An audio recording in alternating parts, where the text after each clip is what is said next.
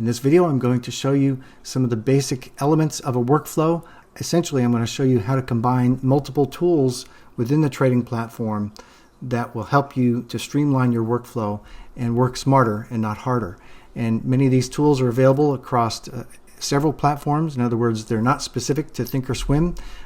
I've got Thinkorswim open here because this is easiest for me to demonstrate. We start off with the examples that I've already been using in the previous videos in this series, in which we have set up based upon the MACD and the RSI. And I already have a scan built for this. So let's go ahead and open that up. We'll go to scans and we'll open this up here. Okay. And I'm not going to add that to the chart. I'm just going to go ahead and copy this code right here. Okay. So we've got Control A to copy all, and I'm going to use Control C for copy. And then we can just cancel this and cancel this. And now we can go to scan on Thinkorswim. I'm going to get rid of these stock filters and go ahead and look at the category of all optionable, because that really does a good job for me of eliminating things that are not needed. I'm going to remove these condition groups so that we're working with only one condition group, which is all of the following. I'm going to add a study filter to that. I'm going to leave this on the daily time frame, click the edit button, and then go ahead and access the ThinkScript editor, and we'll go ahead and highlight all of that code that's there, get rid of it, and then we can paste in the code that we copied from the chart study. And here it is. We've got a scan for that particular condition, and this is going to be for the bullish condition. Okay, so we hit OK, and now we have built ourselves a custom scan. So we'll go ahead and hit scan, and then we'll look to see if we have any results. Yes, we do. And look at this, we have some futures contracts in here. Let's go ahead and clean this up a little bit and intersect with all stocks and exclude a category of over-the-counter. Okay, this is going to refine things just a little bit more. You can see we had 220 stocks in the initial scan, and we'll go ahead and look at, now we're down to 161. Okay, so you can see we've got some stocks here that are showing some current signals. Bring up this one on the chart. Okay, Aura. There we go. Let's go ahead and zoom in on that chart there. There we go. Yes. So that's what the scan just picked up. Okay. So you can see how handy that is as a part of your workflow. You can run this scan and you can schedule it too. If you wanted to schedule it, for instance, you wanted to save the scan, you can save the scan. If you wanted to go ahead and make an alert when a symbol is added or when a symbol is removed, or either one, this will automatically be filled in if you save your scan first, which is actually required.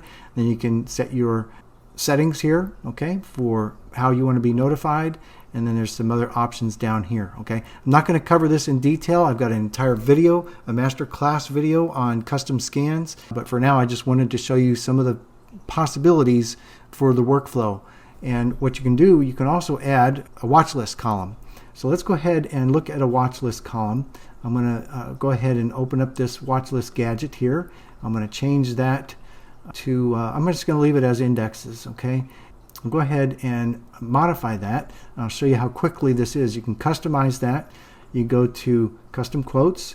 You can add a custom quote here. All right. I'm going to leave that at daily. I'm not going to rename it. I'm going to go to the ThinkScript editor.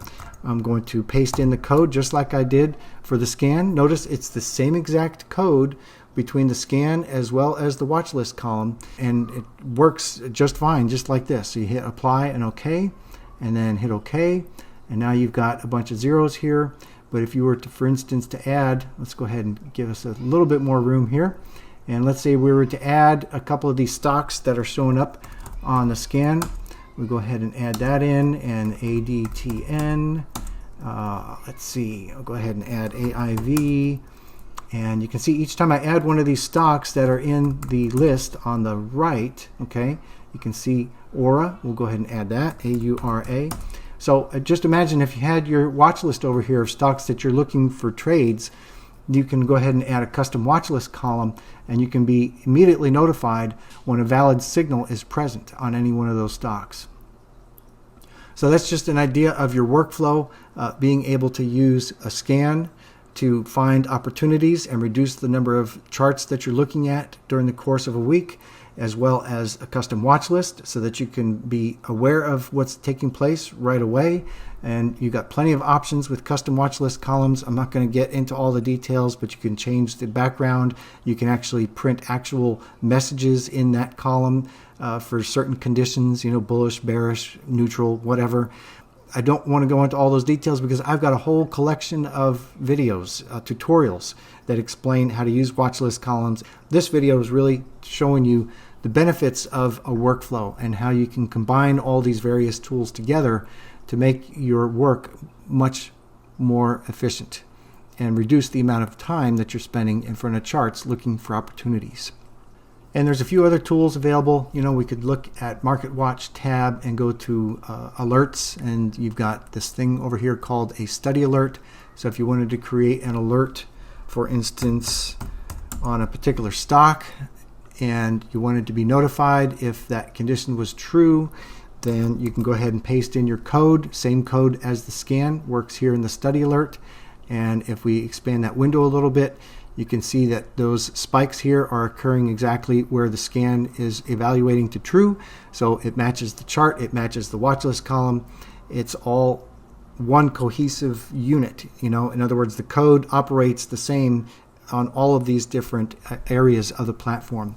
So you got a lot of options available for optimizing your workflow, and I hope that this video helped you understand some of the basics, things that will help you be more efficient at what you do. And again, I also want to close with a very important statement in that you might have a very complex workflow that would take hours and hours and hours to build, or maybe even some of it might be not feasible to build completely and automate all of it. Your goal really is to reduce the amount of time you spend in front of charts. And so what you do is pick the first thing. What is the first thing that you want to automate? What is the first thing that you want to do to streamline your workflow? Pick that and let's work on that. And if you find that helpful and you find that it's saving you a lot of time, which is money in a lot of cases, time is money, then you can say, okay, we've automated this X, Y, and Z part here. Now I've got another part of my workflow to automate.